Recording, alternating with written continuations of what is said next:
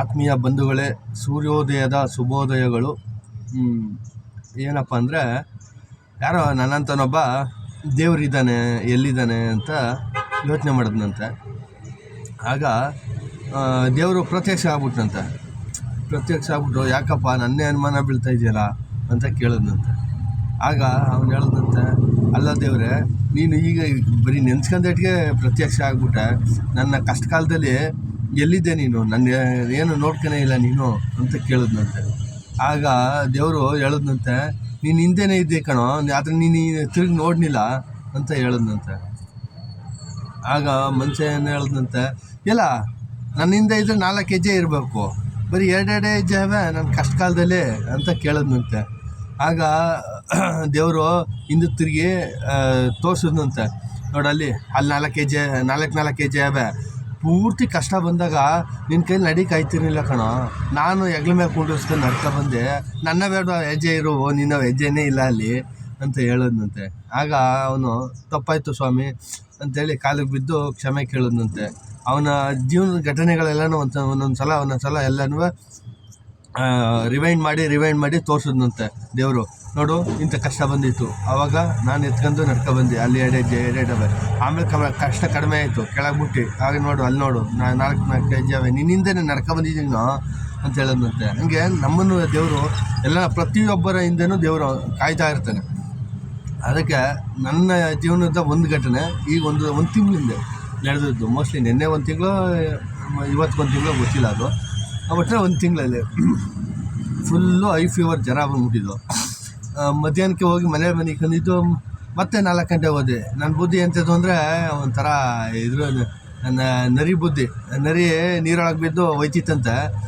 ಆಗ 7 ಲೋಕ ಮುಳುಗೋದು ಅಂತ ಬಡ್ಕತ್ತಿತ್ತಂತೆ. ಆ ದೇವರು ಬಂದು ಮ್ಯಾಕೆ ಕೇಳೋದು ಬಿಸಾಕ್ಬಿಟ್ಟು ಆ ಸಮಾಧಾನ ಆದ್ಮೇಲೆ ಕೇಳೋದಂತೆ ನರಿಯ, ಎಲ್ಲ ನರಿಯ 7 ಲೋಕ ಮುಳುಗೋದು ಅಂತೀಯಲ್ಲ, ಅದಂಗೆ ನೀನೊಬ್ಬ ಮುಳುಗೋದ್ರೆ ಸತ್ತೋದ್ರೆ 7 ಲೋಕ ಮುಳುಗೋದು ಹೆಂಗೆ ಮುಳುಗೋದು ಅಂತ ಕೇಳೋದಂತೆ ದೇವರು. ಆಗ ನರಿ ಹೇಳ್ತಂತೆ, ಸ್ವಾಮಿ ಅದು ಹೆಂಗೆ ಅಂದರೆ, ನಾನು ಸತ್ತೋದ್ರೆ ಲೋಕ ಎಲ್ಲಿ ಕಂಡವ ನನ್ನ ಕಣ್ಣಿಗೆ, ಅಲ್ಲಿ 7 ಲೋಕ ಮುಳುಗೋದಂಗಲ್ವೇ ಅಂತ ಹೇಳಿದೆ. ಅಂಥವನು ನಾನು.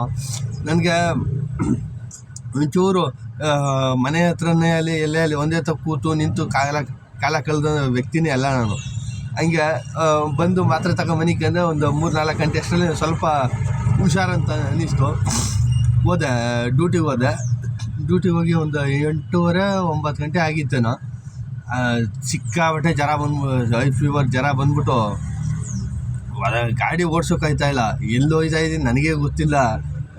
ಪ್ಯಾಸೆಂಜರ್ ಡ್ರಾಪ್ ಮಾಡಿ ನ್ಯೂ ಬೆಲ್ ಸರ್ಕಲಿಂದ ಒಂದು 100 ಮೀಟ್ರ್ ಹಿಂದೆ ನನಗೆ ತಲೆ ತಿರುಗಿ ಬಂದ್ಬಿಟ್ಟು,